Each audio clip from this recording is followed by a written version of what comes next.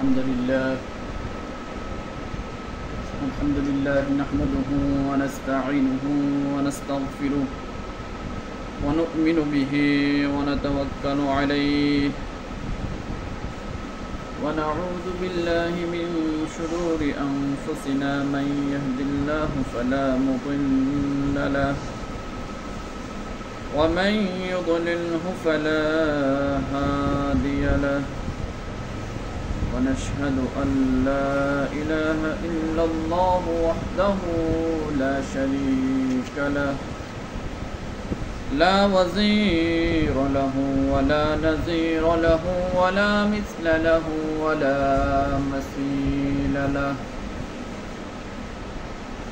ونشهد أن سيدنا ومولانا وأولانا محمدا عبده ورسوله أما بعد فأعوذ بالله من الشيطان الرجيم بسم الله الرحمن الرحيم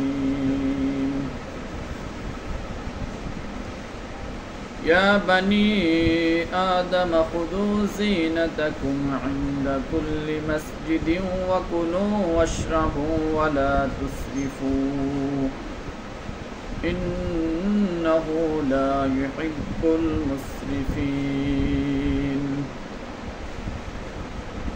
وقال النبي صلى الله عليه وسلم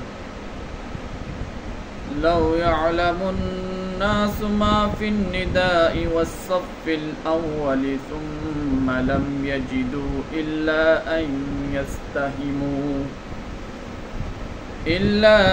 يستهموا عليه لاستهموا ولو يعلمون ما في التحجيز لاستبقوا إليه وقال النبي صلى الله عليه وسلم سبعة يظلهم الله تعالى في ظله يوم لا ظل إلا ظله إمام عادل وشاب نشأ في عبادة الله ورجل قلبه معلق في المساجد ورجلان تحبا في الله اجتمع عليه وتفرق عليه وقال النبي صلى الله عليه وسلم لا يؤمن أحدكم حتى يكون هواه تبعا لما جئت به أو كما قال عليهم الصلاة والسلام بلغ العلا بكماله كشف الدجى بجماله حسنت جميع خصاله صلوا عليه وآله या रब मेरे आंखों में समा जाए मदीना या रब मेरे आंखों में समा जाए मदीना मुद्दत से मेरे दिल में तमन्ना ये मदीना मैं दूर हो मजबूर हो वै सैयद आलम मैं दूर हो मजबूर हो वै सैयद आलम दीदार दिखाते नहीं आवाज सुना दो আলহামদুলিল্লাহ মুআজ্জাজ মুকাররম সম্মানিত হাজিরিন মজলিস মহান রব্বুল আলামিনের অশেষ শুকরিয়া যে আল্লাহ রব্বুল আলামিন আমাদেরকে সর্বাগ্রে মসজিদে আসার মতো তৌফিক দান করেছেন সেজন্য দিল থেকে শুকরিয়া আদায় করি আলহামদুলিল্লাহ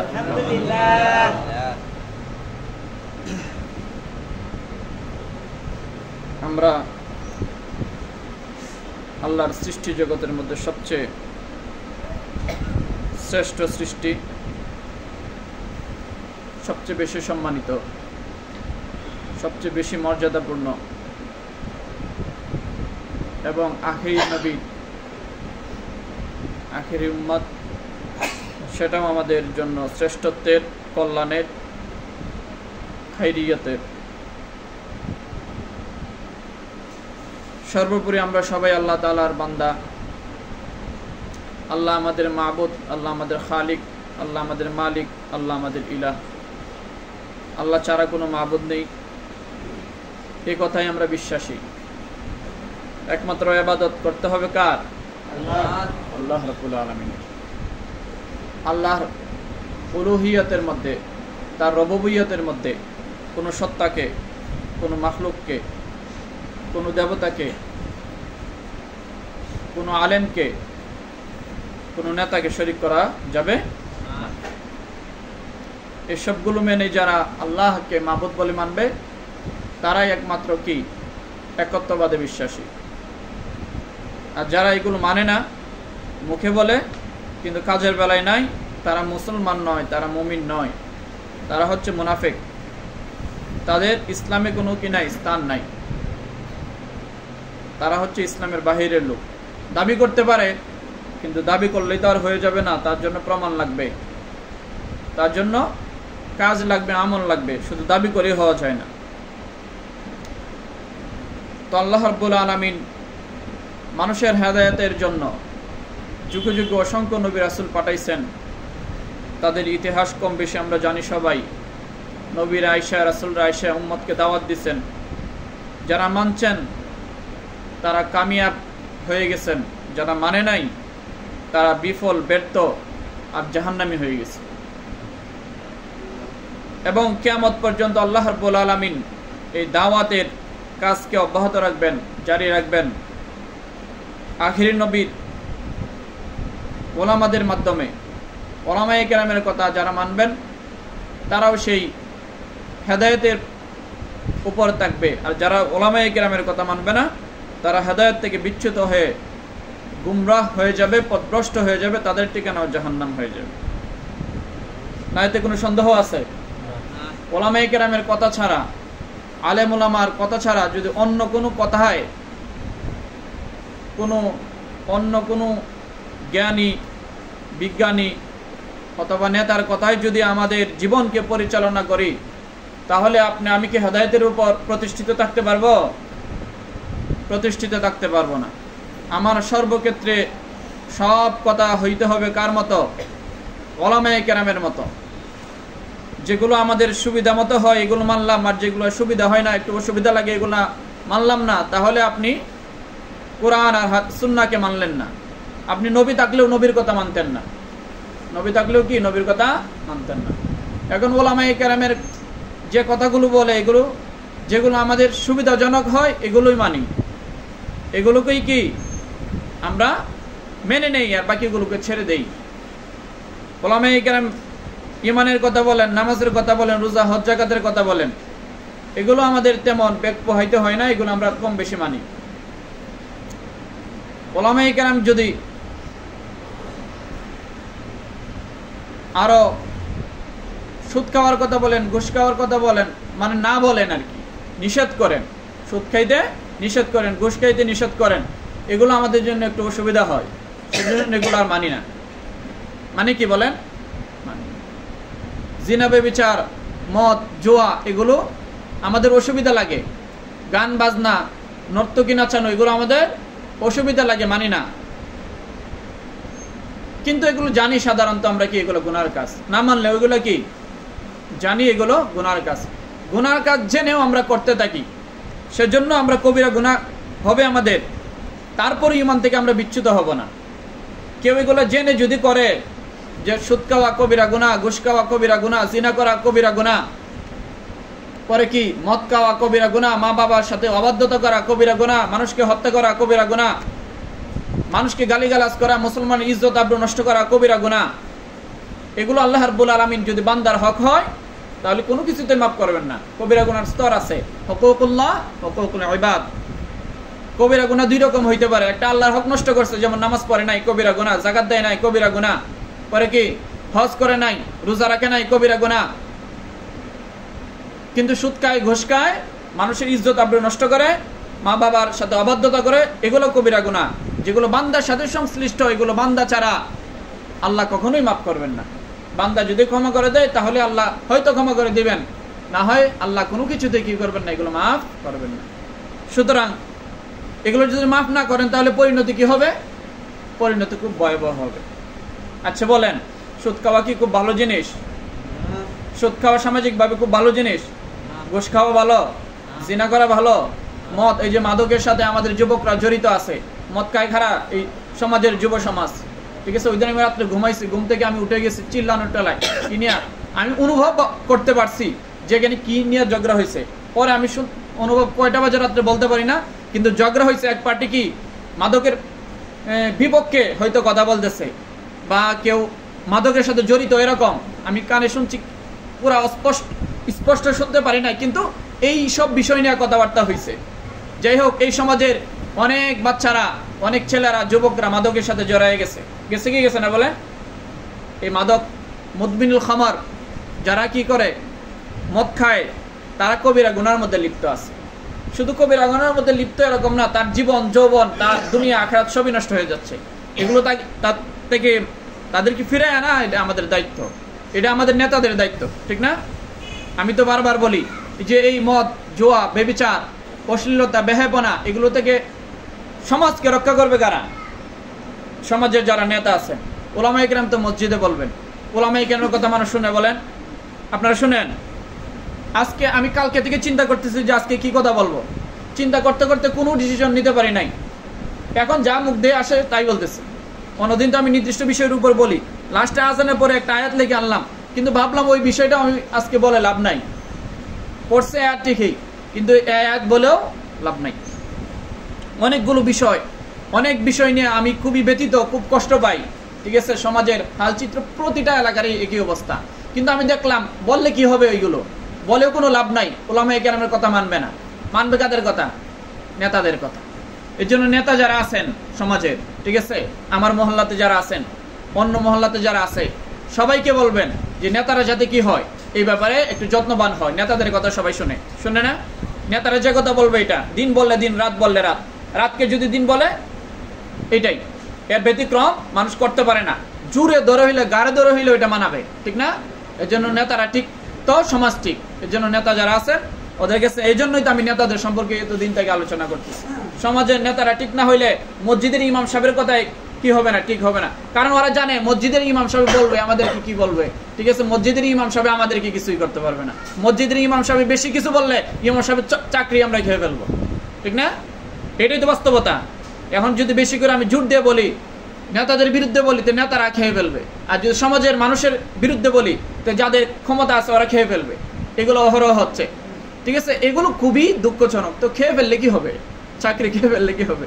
ইমাম সাহেবের রিজিক কি বন্ধ হয়ে যাবে? আল্লাহর রাস্তে বলতেছে, এগুলো শুনেন, এগুলো আপনাদের ফায়দার জন্য। নবীদের কথা যারা শুনছে কামিয়াব হয়ে গেছে, যারা শুনে নাই না কামিয়াব হয়ে গেছে, ঠিক আছে? নবীদের কিছু হয় নাই, নবীদের ইজ্জত সম্মান কমে নাই, নবীদের যে দায়িত্ব ছিল দায়িত্ব পালন করছে, নবীরা ঠিকই সফল হয়ে গেছেন, নবীদের মিশন শেষ করে গেছেন। এজন্য ওলামায়ে কেরামের দায়িত্ব এটা করতে হবে, বলতে হবে। না হয় আপনাদেরকে শুধু শুধু কষ্ট দিয়ে আমার কোনো লাভ আছে? আপনারা আমাকে বেতন দেন, খাওয়ান, টাকার জায়গা দেন, ঠিক আছে, নাস্তা টাস্তা ডেকে ডুকে খাওয়ান, আদর আপ্যায়ন করেন, এগুলো তো আমি বুঝি। আমি কি অমানবিক মানুষ? আমি তো সামাজিক মানুষই। ইমাম সাহেবরা সবাই সামাজিক মানুষই। আপনাদের অনেক ইহসান ইমাম সাহেবদের প্রতি সবাই ভালোবাসেন, যাদের বিরুদ্ধে বলি তারাও ভালোবাসেন, বাসেন না? জানেন যে হুজুরে যেগুলো বলে ভালোই বলে। এরকম মানুষও আছে সমাজে, যে যদি হুজুরে বলে আমার বিরুদ্ধে যায়, কিন্তু হুজুরে নিজের স্বার্থের জন্য বলে না। যারা বিবেকবান তারা বুদ্ধি করে বলে, বুদ্ধি কাটায় যে হুজুরে যেগুলো বলে আমাদের কল্যাণের জন্যই বলে, সেজন্য তাদের বিরুদ্ধে বললেও তারা মায়া করে। দেখি এরকম মানুষও আছে, নাই যে এরকম না, শুধু সবাই বিরুদ্ধাচরণ করে এরকম না কথা বললে। কিন্তু কষ্ট লাগলে কি হবে? শুধু কষ্ট তো দূর হবে না, সমাজের নেতারা ঠিক হইতে হবে। সমাজের নেতারা ঠিক হইলে কি হবে? সমাজ ঠিক হবে। আমরা শুধু ইমান আমল, আমাদের ইমানকে, আমাদের ইসলামকে শুধু মসজিদের ভিতরে সীমাবদ্ধ করে ফেলছি, ঠিক না? মসজিদের ভিতরে কি সীমাবদ্ধ করে ফেলছি? মসজিদে যতক্ষণ আছি, বাইরে না বাইরে কিছু জিকির আজকার করি, বাইরে না বাইরে কিছু ওয়াজ নসিহত শুনি, বাইরে না বাইরে কিছু নামাজ কালাম পড়ি, ঠিক আছে? মসজিদ থেকে বের হইলে কি আমাদের দুনিয়া শুরু হয়ে যায়। এই দুনিয়া আমাকে একবারে এরকম দুনিয়াও আমি তলব করি যে দুনিয়ার কারণে আমার আখিরাত নষ্ট হয়ে যায়, যে দুনিয়ার কারণে আমার ঈমান চলে যায়, এরকম কাজও আমরা করি কি করি না? আমি আল্লাহ রাসূল সাল্লাল্লাহু আলাইহি ওয়াসাল্লাম হাদিস একটা আরো বেশ 2-1 সপ্তাহ আগে পড়ছিলাম যে রাসূল সাল্লাল্লাহু আলাইহি ওয়াসাল্লাম হাদিসের মধ্যে একটা হাদিস তো পড়ছি যে মানুষকে সর্বক্ষেত্রে কি হইতে হবে? মুসলমান হইতে হবে। তার ব্যক্তি জীবনে যেরকম তার মুসলমানিত্ব থাকতে হবে, অনুরূপ পারিবারিক জীবনেও তার মুসলমানিত্ব থাকতে হবে, অনুরূপ সে সামাজিক জীবনেও সে মুসলমান হইতে হবে, সে রাষ্ট্রীয় জীবনে মুসলমান হইতে হবে, সে আন্তর্জাতিক জীবনে মুসলমান হইতে হবে। কিন্তু শুধু আমরা মসজিদের জীবনে কি মুসলমান? পরিবারেও গিয়ে দেখবেন আমার মুসলমানিত্ব নাই। পরিবার কি আমার ইসলাম অনুযায়ী চলে? বলেন, মুসলমানিত্ব অনুযায়ী চলে? ইসলাম যেভাবে বলছে পরিবারকে চালাইতে সেভাবে চালাই না। মসজিদে আসলে শুধু নামাজটা ইসলাম মোতাবেক করি, ঠিক না? রোজাটা ইসলাম মোতাবেক রাখি, হজ যাকাতটা ইসলাম মোতাবেক করি, আরো যে বিষয়গুলো আছে বিচার আচার যেগুলো আছে এগুলোকে ইসলাম মোতাবেক করি। আল্লাহ বিচারের আয়াত অনেকগুলো আল্লাহ নাজিল করছেন না? অনেকগুলো আয়াত আপনাদেরকে পড়ে শোনাইছি যে বিচারও করতে হবে কোন মোতাবেক? ইসলাম মোতাবেক। আমরা সাক্ষ্য দেই কিসের? রাদিতু বিল্লাহি রাব্বা ওয়া বিল ইসলামি দীনান ওয়া বি মুহাম্মাদিন সাল্লাল্লাহু আলাইহি ওয়াসাল্লাম নাবিয়্যা ওয়া রাসূলা। আমরা আল্লাহকে রব হিসেবে পেয়ে আমরা সবাই খুশি হয়ে গেছি, সন্তুষ্ট হয়ে গেছি। আর কোনো ইলাহ আমাদের দরকার নাই, আর কোনো ইলাহর প্রতি আমাদের কি নাই? শরীক নাই, আর কোনো ইলাহকে আমরা বিশ্বাস করি না। এই কথা বলে আমরা স্বীকারোক্তি দিয়ে এটার উপর আমরা সন্তুষ্ট, এটার উপর আমরা রাজি, এটার উপর আমরা কি? আমরা তুষ্ট হয়ে গেছি। এই কথা আমরা বলি না? এটার অর্থ রাদিতু বিল্লাহি রাব্বা ওয়া বিল ইসলামি দীনা, এবং দিন হিসেবে ইসলামকে আমরা পেয়ে সন্তুষ্ট হয়ে গেছি। আমরা অন্য কোনো ধর্মকে আমরা অনুসরণ করি না। করি কি? বলেন, আল্লাহ রাব্বুল আলামিন বলেন ইয়া আইয়ুহাল্লাযীনা আমানু দুখুলু ফিস সিলমি কাফা, যে হে মুমিন মুসলমানরা তোমরা ইসলামের ভিতরে পরিপূর্ণভাবে ঢুকে যাও। শুধু নামাজের ক্ষেত্রে শুধু ইসলামকে ফলো করলা, নামাজ রোজা হজ যাকাত, আর কোনো ক্ষেত্রে ইসলামকে ফলো করলা। তোমার পারিবারিক জীবনে ইসলাম তুমি মানলা না, পরিবার যেভাবে ইচ্ছা সেভাবে চলে, ইসলামের কোনো বালাই নাই। তোমার সমাজ যেভাবে ইচ্ছা সেভাবে চলে, তুমি সেখানে ইসলামকে ফিট করো না। তোমার রাষ্ট্র যেভাবে ইচ্ছা সেভাবে চলে, সেখানে ইসলামকে তুমি প্রয়োগ করো না, তাহলে তুমি মুসলমান হইতে পারবে না। এটা কার কথা? এটা আল্লাহ রাব্বুল আলামিনের কথা, আল্লাহ রাসূলের কথা। আল্লাহ রাসূল বলেন লা ইয়াকুনু আহাদুকুম হাত্তা ইয়াকুনা হাওয়াহু তাবাআন লিমা জিতু বি। আমি যত কিছু নিয়ে আসছি এই উম্মতের জন্য, যতক্ষণ পর্যন্ত না উম্মত এই সবগুলো মেনে নেবে ততক্ষণ পর্যন্ত সে মুমিন হইতে পারবে না। এগুলো বুখারী শরীফের হাদিস, মুসলিম শরীফের হাদিস। আল্লাহ রাব্বুল আলামিনের নির্দেশ এটাই, ঠিক আছে? ইন্না দীনা ইনদাল্লাহিল ইসলাম। আমি দিন হিসাবে একমাত্র আমি মনোনীত করছি কাকে? ইসলামকে। সেজন্য ইসলামকে মেনে নিতে হবে। ইসলামের উপরে রাজি হইলে আপনার আখিরাত সুন্দর, ইসলামের উপর আপনি অসন্তুষ্ট হলে আপনার আখিরাত কি? অসুন্দর। সেজন্য আমরা ইসলামকে মানতে হবে না শুধু ওই নামাজের ক্ষেত্রে মানলে হবে, রোজা হজ যাকাতের ক্ষেত্রে মানলে হবে না, সর্বক্ষেত্রে মানতে হবে। কিন্তু আমরা সামাজিক ক্ষেত্রে দেখবেন ইসলামের বালাই আমাদের নাই, রাষ্ট্রীয় জীবনে তো নাই। রাষ্ট্রীয় জীবন ইসলামকে আমরা ফলো করি, আমরা মুসলমান না? আমাদের বিচার আচার, বিবাহ শাদী, আমাদের যত কাজ আছে সবগুলো কোন মোতাবেক হওয়া চাই? ইসলাম মোতাবেক না? কিন্তু আমরা মুসলমান দাবি করি কিন্তু ইসলাম মানি না। তাহলে আমি কিসের মুসলমান? আমি কি মুসলমান দাবি করি? আমরা যারা বাংলাদেশে কি আছি, মুসলমানরা আছি, এরা নামে মুসলমান, শুধু কামে কি নাই? ইসলাম নাই। আমরা মুসলমানরা যদি ইসলামকে না মানি, আমরা মুসলমান যদি কোরআনকে না মানি, কোরআনের বিচারকে না মানি, কোরআনের আইনকে না মানি, তা আর কারা মানবে? আর কেউ মানবে? কোরআন কারা মানে? যারা মুসলমান তারাই তো মানে। কয় না হুজুর, খালি হুজুররা মানে। কয় হুজুরার জন্য কোরআন আলাদা, আমাদের জন্য আলাদা। আমরা শুধু নামাজ রোজা পড়বো, 5 ওয়াক্ত একদিন পড়বো, এটা হচ্ছে, এটা আমরা ভাগ করে নিছি না মুসলমান। এরকম করলে কি থাকা যাবে না? ইমানের সীমারেখার ভিতরে থাকা যাবে না। আল্লাহ রাসূল সাল্লাল্লাহু আলাইহি ওয়াসাল্লাম বলছেন সর্বক্ষেত্রে ইসলামকে কি করতে হবে? বাস্তবায়ন করতে হবে। সেজন্য আমি যে কথাগুলো আগে বলছি ভাই, আল্লাহর রাস্তে বলছি, আমরা আমাদের রাষ্ট্রীয় জীবনে বিশেষ করে আমরা ইসলামকে ফলো করি না। বিশেষ করে আমরা ইসলাম বিরোধী অনেক আমাদের নেতাদের কাছ থেকে অনেক কথা আমরা শুনতেছি, যেগুলো যাদেরকে আমরা মহব্বত করি, যারা আমাদেরকে মহব্বত করে, ওদের কাছ থেকে এরকম কথা শুনতেছি। এরকম কথা যদি বলে, সে এই যুগে বলুক আর রাসূলের যুগে বলুক, তার ঈমান নাই। তার ঈমান কি? নাই। সুতরাং এরকম নেতাকে আমরা অনুসরণ করতে পারবো না। এরকম নেতার স্লোগানকেও আমরা কি করতে পারবো না? অনুসরণ করতে পারবো না। আচ্ছা বলেন, নারায়ে তাকবীর, আল্লাহু আকবার, এটা কাদের স্লোগান? মুসলমানের না? এখন এই স্লোগানটা শুধু কি দেয়? যারা মনে করেন ইসলামপন্থী দলগুলো করে, যারা ইসলামকে পালন করে, ইসলামকে লালন করে, যারা মনে করে ইসলামিক রাজনীতি করে, ওরা নারায়ে তাকবীর আল্লাহু আকবার দেয়। আর বাকিরা কিসের স্লোগান দেয় বলেন? বাকিরাও তো এই স্লোগান দেওয়া দরকার। বলেন, আল্লাহ রাসূলের যুগের মুসলমানরা কি কেউ অন্য কোনো নেতার নামে কোনো স্লোগান দিছে? এগুলো দেয় নাই। কিন্তু আমরা তো দিতেছি। বরং নারায়ে তাকবীর আল্লাহু আকবার যদি তার দলের কেউ দেয়, তাহলে আমরা তাকে ভৎসনা করি, তাকে আমরা জঙ্গি বলি, মৌলবাদী বলি, ঠিক কিনা? অথচ মৌলবাদী এই তো আমাদের হইতে হবে। বুনিয়াল ইসলাম আলা খামসিন শাহাদাতি আল্লা ইলাহা ইল্লাল্লাহ, এই কথাটা আমরা সাক্ষ্য দিছি না? আমরা নারায়ে তাকবীর, এটা সব মুসলমানের স্লোগান। এখন কোন মুসলমানের স্লোগান যদি কোন মুসলমানে দেয়, তাহলে তাকে আমরা মৌলবাদ বলি, জঙ্গিবাদ বলি। এগুলো কিসের কথা? এগুলো কিরকম কাজ, এগুলো কিসের ট্যাগিং? সুতরাং এই কথা বলার কারণে, নারায়ে তাকবীর স্লোগান দেওয়ার কারণে কেউ যদি জঙ্গিবাদ হয়, মৌলবাদ হয়, তাহলে আপনি তাকে কি আপনার এই ইসলামের স্লোগানকে আপনি হ্যায় করলেন, প্রতিপন্ন করলেন, আপনি এটাকে হ্যাঁ দৃষ্টিতে দেখলেন, অসম্মানের দৃষ্টিতে দেখলেন। আর ইসলামের কোনো আদনা বিষয়কে কেউ যদি হ্যাঁ প্রতিপন্ন করে তাহলে তার ঈমান থাকবে না। এটা লাউড অ্যান্ড ক্লিয়ার কথা, এটাই স্পষ্ট বার্তা, ঠিক আছে? আপনারা গোসা হইতে পারেন। এই জন্য নারায়ে তাকবীর এটা কার স্লোগান? সব মুসলমানের স্লোগান, সবাই দিবেন, সব মিছিলে দিবেন। কেউ বাধা দিতে পারবে? বাধা দিবে তো একমাত্র কাফের, মুশরিক, বেদিনরা। এটা তাদের সহ্য হবে না। শয়তানের সহ্য হবে এই স্লোগান, সহ্য হবে না। আজান দিলে শয়তানের সহ্য হয়, আজান দিলে শয়তানের সহ্য হয় না। কেন সহ্য হয় না? কারণ আজানের মধ্যে একটা স্লোগান, আজানের মধ্যে একটা দাওয়াত, আজানের মধ্যে শয়তানের গায়ে কি লেগে যায়? আগুন লেগে যায়। এর জন্য আল্লাহ রাসূল সাল্লাল্লাহু আলাইহি ওয়াসাল্লাম বলছেন, ক্বালা নবী সাল্লাল্লাহু আলাইহি ওয়াসাল্লাম লা ইয়ালামুন নাসু মা ফিন নিদাই ওয়াস সাফিল আউয়ালি সুম্মা লাম ইয়াজিদু ইল্লা আন ইয়াস্তাহিমু আলাইহি।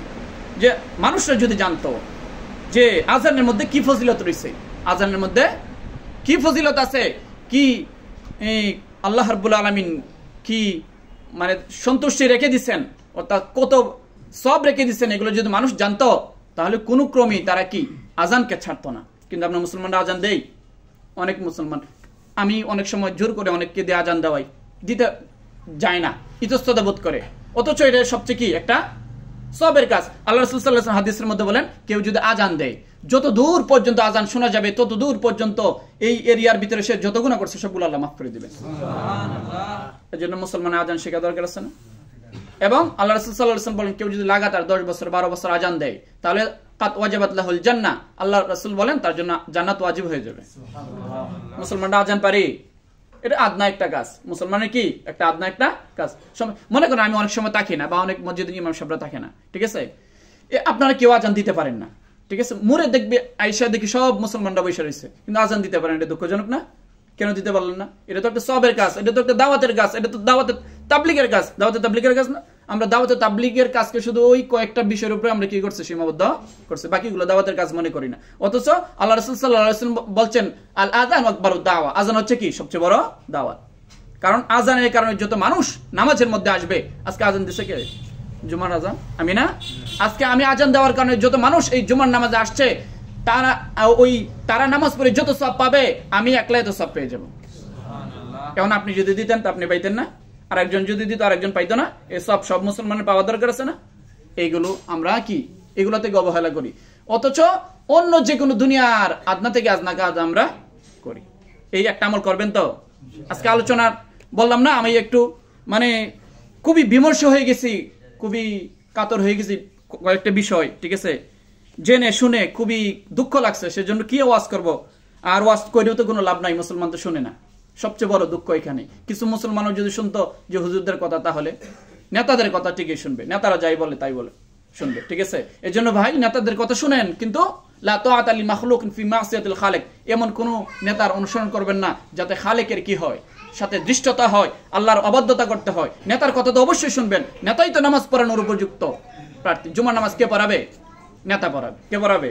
নেতা। এটাই ইসলামের আইন, এটি ইসলামের আইন। কিন্তু ইসলামের আইন আপনারা জানেন না কি, যে এলাকার নেতা হবে তিনি জুমার নামাজ পড়াবেন, এটা ইসলামী শরিয়া আইন, ঠিক আছে? কিন্তু আমরা এখন মোল্লা মুন্সিরা পড়াই কেন? কারণ ওই নেতারা তো নিজের বোম মারলেও কি হবে না, নিজেই নামাজ পড়তে পারে না, সে আরেকজনকে পড়াবে কিভাবে, ঠিক আছে? সেজন্য নেতা এরকম নির্বাচন করতে হবে যে দুনিয়াও জানে আখিরাতেও জানে, যে দুনিয়ার জীবনও সফল আখিরাতের জীবনও সফল। আল্লাহ তো শিখিয়ে দিচ্ছেন, রব্বানা আতিনা ফিদ দুনিয়া হাসানা ওয়া ফিল আখিরাতি হাসানা ওয়া কিনা আযাবান্নার। হে রব, আপনি আমাদেরকে দুনিয়া আখিরাতের কল্যাণ দান করুন, দুনিয়ার সুখ দান করুন, আখিরাতের কল্যাণ দান করুন। দুনিয়াতেও আমাদেরকে ভালো রাখুন, আখিরাতেও ভালো রাখুন, ঠিক আছে? শুধু দুনিয়া কেন করি? শুধু আকসিরু যিকরা হাদিমিল লাযাতিল মাউত, যখন মৃত্যু এসে যাবে তখন দুনিয়ার সব স্বাদ বলায় দিবে, কোনো টাকা পয়সা যাবে না, কোনো ক্ষমতার সাথে যাবে না, আসছে একা যাবো একা, খালি হাতে আসছি খালি হাতে যাবো। এই জন্য এত কেন দুনিয়া করি? নামাজ ছেড়ে দেই, নামাজের কোনো বালাই নাই, ঠিক আছে? আল্লাহর হুকুম আহকামের কোনো বালাই নাই। শুধু আল্লাহ রাসূল সাল্লাল্লাহু আলাইহি ওয়াসাল্লাম এই যে আয়াত পড়লাম, এখানে আল্লাহ বলছেন যে ইয়া বানি আদম খুযু যিনাতাকুম মিন দাখিলিল মসজিদ, তোমরা যখন মসজিদে আসো তখন তোমরা সৌন্দর্য মণ্ডিত হয়ে একদম পরিপাটি হয়ে সুন্দর মতো আসো। আমরা জুমার দিন একটু আসি, সুন্দর মতো পরিপাটি হয়ে আসি, আর 5 ওয়াক্ত নামাজে কি আসি না। বিশেষ করে ওই বিষয়ে স্বতন্ত্র একদিন আলোচনা করবো ভাবছিলাম, কিন্তু যেহেতু আয়াত পড়ে ফেল সেজন্য বলি। আমরা অনেকেই দেখবেন বিড়ি সিগারেট খাই না, আল্লাহর রাস্তে বিড়ি সিগারেট খাই আসবেন না মসজিদে, ঠিক আছে? কারণ আপনি মনে করেন একটা মেশিন যদি স্টার্ট থাকে, এটা ফ্যান যদি একটা স্টার্ট সাথে সাথে বন্ধ হয়, একটু ঘুরে ঘুরে বন্ধ হয় না? আপনি দেখি 5টা মিনিটের জন্য মসজিদে আসেন, 5টা মিনিট শুধু নামাজ পড়েন, তো এই নামাজ কি হবে? আপনি টিভির সামনে সারাক্ষণ বসে থাকলেন, আপনি শুধু মানুষের গীবত শেখায়ত দুনিয়ার দান্দা সবসময় করলেন, নামাজের কোনো ফিকিরেই নাই, নামাজের প্রতি আপনার কি নাই, কোনো আকর্ষণই নাই, মসজিদের প্রতি কোনো আকর্ষণই নাই। শুধু 5 মিনিট 10 মিনিট আজান পড়লে আসতে আসতেই তো 5-10 মিনিট চলে যায়, পরে 5 মিনিট থাকে, অনেকে এসে জামাতেও পায় না। এই মুহূর্তে শুধু 5টা মিনিট নিয়ে আসেন নামাজ পড়তে, এই নামাজটা কি নামাজ হবে? এই নামাজ তো দুনিয়ায় হবে। এই নামাজ দিয়ে আপনি জান্নাত পাবেন? পাবেন বলেন? এই দুনিয়া আপনার ফিকির তো মাথায় সবসময় কি থাকে? রবের ইজ্জত আব্রু এগুলো খেয়াল থাকে 5 মিনিটের জন্য নামাজে আসলে?